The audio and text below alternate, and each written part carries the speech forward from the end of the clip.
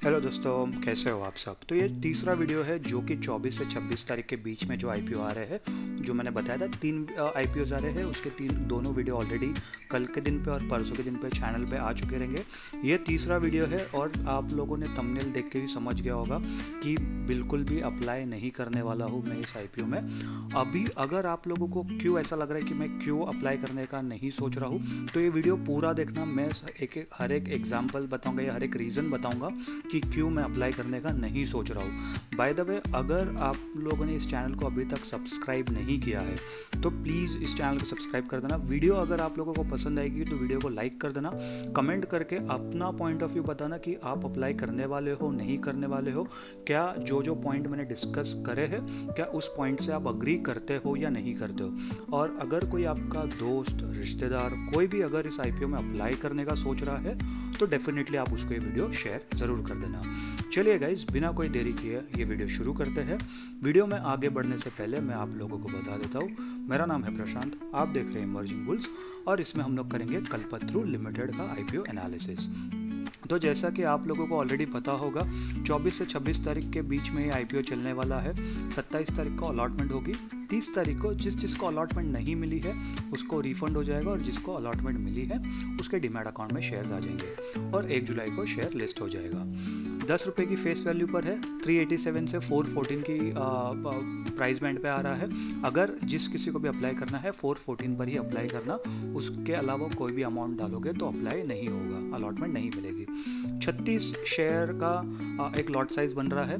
अच्छी बात यह है 1600 करोड़ का आईपीओ है और लगभग 1600 करोड़, और जो पूरा अमाउंट है वो पूरा का पूरा फ्रेश इशू है। कोई भी पैसा प्रमोटर्स के पास नहीं जा रहा है। ये डेफिनेटली एक अच्छी बात यहाँ पर नज़र आ रही है। अभी अगर हम लोग यहाँ पर शेयर होल्डिंग कोटा के हिसाब से अगर हम लोग यहाँ पर देखेंगे तो 75% मिला है क्यूआईबी को, 10% रिटेल को और 15% एचएनआई को। अभी जब भी ऐसा शेयर होल्डिंग पैटर्न होता है या शेयर होल्डिंग कोटा होता है, मैं हमेशा बताता हूँ उसके दो ही कारण होंगे मोटा मोटी। या तो कंपनी ने लॉस किया होगा या तो सेबी की कोई गाइडलाइंस मेट नहीं हुई है। ठीक है, और मैं आप लोगों को बता देता हूँ, मैंने ऑलरेडी जैसे कि एनालिसिस करा था वीडियो बनाने से पहले। कंपनी ने लॉस करा, ठीक है, तो उसकी वजह से रिटेल वालों को सिर्फ 10% मिला है। यहाँ पर रिटेल कैटेगरी में आप मैक्सिमम 13 लॉट ले सकते हो। जैसे आपके एप्लीकेशन 2 लाख के ऊपर हो जाएगी, आप ऑटोमेटिकली एचएनआई कैटेगरी में आ जाओगे। ठीक है, 2 लाख के नीचे आप रिटेल कैटेगरी में रहते हो। रिटेल कैटेगरी, एचएनआई कैटेगरी के आपको कोई भी डॉक्यूमेंट देने की ज़रूरत नहीं है, ना ही आपको कोई भी लॉक इन पीरियड होगा। ठीक है, यहाँ पर डेफिनेटली यहाँ पर एम्प्लॉयज़ और सबके लिए जो डिस्काउंट है वो सब दिया गया है, आप देख सकते हो। प्रमोटर्स के पास 100% माल है आईपीओ के पहले, और आईपीओ के बाद 81% हो जाएगा। ठीक है, कंपनी के बारे में जान लेते हैं। तो ये कंपनी तो मतलब मेरे घर के पास ही इसके काफ़ी सारे बिल्डिंग्स और सब है, तो इसके लिए मैं तो कंपनी के बारे में जानता ही हूँ। बट आप लोगों को बता देता हूँ, 1988 की कंपनी है। मतलब अगर हम लोग देखेंगे तो लगभग 40 साल पुरानी कंपनी है और ये मुंबई महाराष्ट्र की कंपनी है रियल एस्टेट डेवलपमेंट में। ठीक है, तो बेसिकली ये लोग बिल्डिंग्स वो सब बनाते हैं, रिटेल ऑफिस वो सब बनाते हैं लोग। तो जैसा कि इधर बताया, company specialises in developing residential and commercial properties, retail spaces, integrated township across several Indian cities including Mumbai हो गया, थाने हो गया, पनवेल, पुणे, हैदराबाद, इंदौर, बेंगलुरु और जोधपुर, ये सब जगह लोग ने काम करा है। Kalpataru limited is a part of the Kalpataru group which includes Kalpataru projects international limited, property solutions India private limited, Shri Shubham logistics limited and the respective subsidiaries among others. ठीक है, 2024 तक कंपनी के 40 ऑनगोइंग प्रोजेक्ट है और 70 लोग ने प्रोजेक्ट कंप्लीट कर लिए हैं अभी तक। ठीक है, इतना ही ये लोग ने कंपनी ने डाला है, कुछ स्ट्रेंथ नहीं डाला है ना कुछ डाला है। तो इससे भी आप समझ सकते हो जो डिटेल्स देना होता है। अभी जैसे चित्तौड़गढ़ वेबसाइट है, ये लोग भी वही वेबसाइट से थोड़ा बहुत डिटेल्स ये लोग कलेक्ट करके ऐसा डालते हैं, स्ट्रेंथ, वीकनेस सब, या जो भी प्रोजेक्ट्स सबका डिटेल्स होता है वो सब कुछ बताते हैं। बट यहाँ पर ठीक ठाक इतना ही इन्फॉर्मेशन मिला है, तो ज़्यादा मुझे वो देख के भी इतना अच्छा नहीं लगा टू बी ऑनेस्ट, मतलब थोड़ा कम प्रोफेशनल लगता है। ठीक है, फुल ईयर 2022, 23, 24 और 2025 वाला जो फाइनेंशियल ईयर है उसके हिसाब से 3 क्वार्टर है। अभी एसेट्स की बात करेंगे, जैसे अभी रियल एस्टेट डेवलपमेंट में है तो एसेट्स तो डेफिनेटली अच्छे खासे ही होंगे। 13,500 करोड़ के एसेट्स थे, 12,500 हो गए, 1,000 करोड़ कम हो गए। फिर उसके बाद लगभग 14,000 करोड़ और अभी 15,500 करोड़ के एसेट्स है, तो डेफिनेटली एसेट्स तो अच्छे खासे है। रेवेन्यू की बात करेंगे तो 1250 करोड़, फिर 3700 करोड़, 3 गुना से भी ज़्यादा रेवेन्यू हो गए।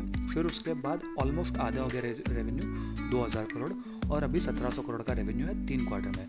यानी कि ये साल खत्म होते होते 2400 से 2500 करोड़ के आसपास का रेवेन्यू ये लोग क्लोज कर सकते हैं, ठीक है। बट ये मुझे इतना जो अपसाइड डाउन साइड ये मुझे इतना ज़्यादा भी शॉकिंग नहीं लग रहा है, क्योंकि रियल एस्टेट वो सब में ऐसा होता है काफ़ी बारी। जैसा कि जब मैंने ग्लोब सिविल प्रोजेक्ट्स का जो IPO का एनालिसिस करा था 2 दिन पहले, उसमें भी मैंने बताया था कि ऐसे प्रोजेक्ट्स सब वाले जो इंफ्रा सेक्टर वाली जो कंपनीज होती है उसके अंदर रेवेन्यू का ऐसा अपसाइड डाउन साइड दिख सकता है।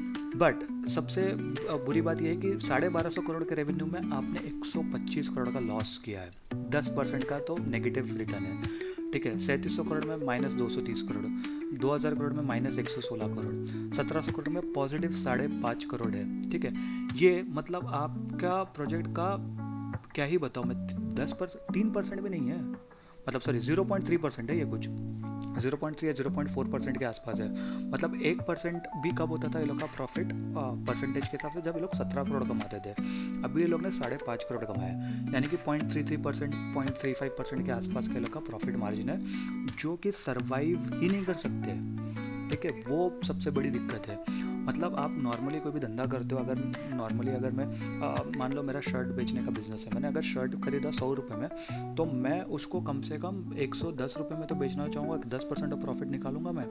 110 भी नहीं होता है, 105 में तो बेचना चाहूँगा। मतलब ऐसा तो नहीं कि मैंने 100 रुपये में माल खरीदा और मैं उसको 101 रुपये में बेच दिया, 1% का प्रॉफिट में तो काम ही नहीं चलेगा। और यहाँ पर तो 1% का प्रॉफिट भी नहीं है, 0.35% के आसपास है, जो कि बहुत ही ज़्यादा बुरा नंबर है। -36 करोड़ का EBITDA था, फिर -50 करोड़, -78 करोड़, यहाँ पर EBITDA 101 करोड़ का, बट 96 करोड़ तो ये लोग के बाकी वो सब चीज़ों में चले गए रहेंगे, मतलब इंटरेस्ट हो गया, ये वो डेप्रिशिएट, मतलब जो EBITDA के बारे में अगर नहीं पता है तो कमेंट करके बता देना, मैं आप लोगों को ज़रूर बता दूंगा, ठीक है। अभी देखो एसेट्स अच्छे ग्रो कर रहे, रेवेन्यू भी ठीक ठाक ग्रोथ कर रहे। सबसे बड़ा नेगेटिव पॉइंट है प्रॉफिट आफ्टर टैक्स में डेफिनेटली मार्जिन ही नहीं है। EBITDA भी मतलब इतना ज़्यादा कुछ अच्छा EBITDA मैं इसको नहीं कहूँगा, ठीक है।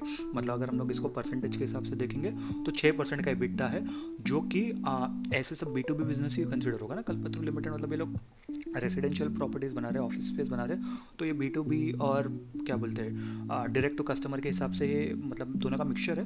बट 6% का EBITDA बहुत ही ज़्यादा कम है। मिनिमम 15% का EBITDA, 12% का EBITDA तो होना चाहिए, कुछ नहीं तो 8-10% तो होना ही चाहिए। 6% EBITDA पे मतलब इतना काम नहीं चलेगा। और ऐसा नहीं कि आप नई कंपनी हो, आप 1988 से काम कर रहे हो, तो लगभग 40 साल पुरानी कंपनी, तो ये थोड़ा बहुत मैनेज करना मैनेज होना चाहिए था कंपनी से, ठीक है। बट उससे भी बड़ा शॉकिंग बात ये है, 10,500 करोड़ का डेट, फिर 9,700 करोड़, फिर 10,700 करोड़, और अभी 11,000 से ज़्यादा करोड़ का डेट है। तो जितने आपके एसेट्स है लगभग उतने ही आपका डेट्स भी है, ये भी बहुत ही ज़्यादा है।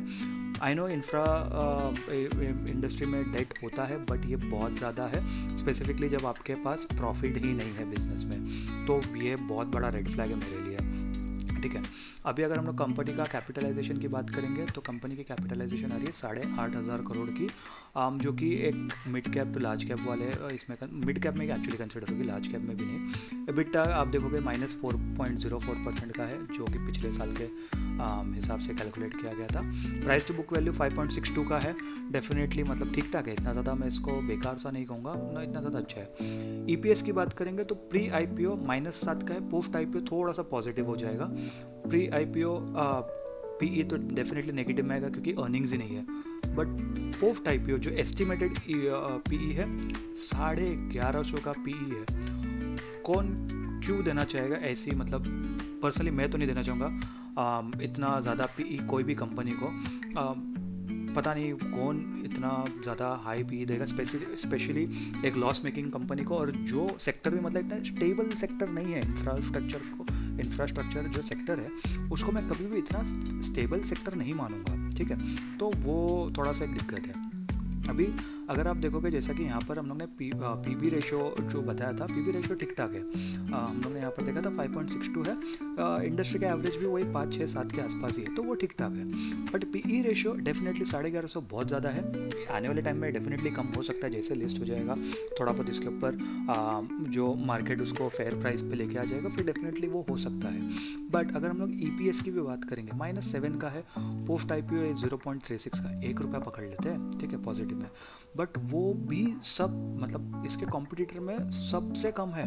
मतलब अगर सबसे लोएस्ट भी देखेंगे तो भी 5 का ईपीएस है, ठीक है, और उसका पीई इसका मतलब 1/10 है, वो 1160 का दे रहा है, ये 116 का पीई दे रहा है। तो आप समझ सकते हो कि कितना ज़्यादा डिफरेंस है। तो इसीलिए ये कुछ रीज़न है जिसकी वजह से मुझे बिल्कुल भी ये पसंद नहीं आया है कि ये कंपनी जो मतलब आईपीओ है, मैं तो डेफिनेटली इग्नोर करने वाला हूँ। और अगर आपको देखना है कि कंपनी पैसे क्यों उठा रही है, तो जनरल कॉर्पोरेट पर्पज़ को हटा देते हैं, और ये लोग का जो कंपनी ने जो लोन उठाया, जो सब्सिडरी ने जो लोन उठाया, ये लोग को वो लोन के लिए ये लोग पैसे उठा रहे हैं।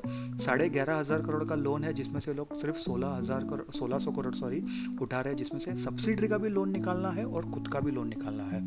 तो वो कहीं ना कहीं थोड़ा सा एक नेगेटिव पॉइंट है, क्योंकि अगर आपको लोन कम करना है तो थोड़ा बड़ा आईपीओ लेके आ जाते हैं, 2, ढाई, 3 हज़ार करोड़ के आसपास का लेके आ जाते हैं, तो एटलीस्ट अच्छा खासा लोन कम हो जाएगा। अभी 1600 करोड़ में से मान लो 600 करोड़ सब्सिडरी ने मतलब लोन खत्म कर लिया, आपने 1000 करोड़ खत्म कर लिया, फिर भी 10,000 करोड़ का लोन है, जो कि काफ़ी ज़्यादा हाई है। क्योंकि आप देखोगे यहाँ पर भी आपके पास 10,000 करोड़ के आसपास, 10,000 करोड़ के ऊपर उसके आसपास ही लोन था। तो मतलब आप ये कहना चाह रहे हो कि हम लोग 10,000 करोड़ का लोन मैनेज कर सकते हैं।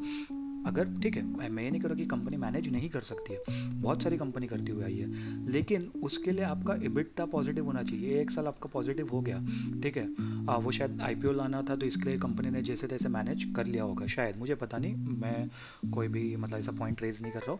बट पिछले 3 साल का डेटा देखो ना यार, एक बार भी पॉजिटिव नहीं है। ये बार भी अभी तक तो पॉजिटिव है, बट जब चौथा क्वार्टर आएगा, क्या वो पॉजिटिविटी सस्टेन रह पाएगी, नहीं रह पाएगी, और रह पाएगी तो कितना ज़्यादा और इसके अंदर एडअप होगा, वो सोचने लायक पॉइंट है। तो डेफिनेटली मैं तो बिल्कुल भी इसके अंदर अप्लाई नहीं करने वाला हूँ।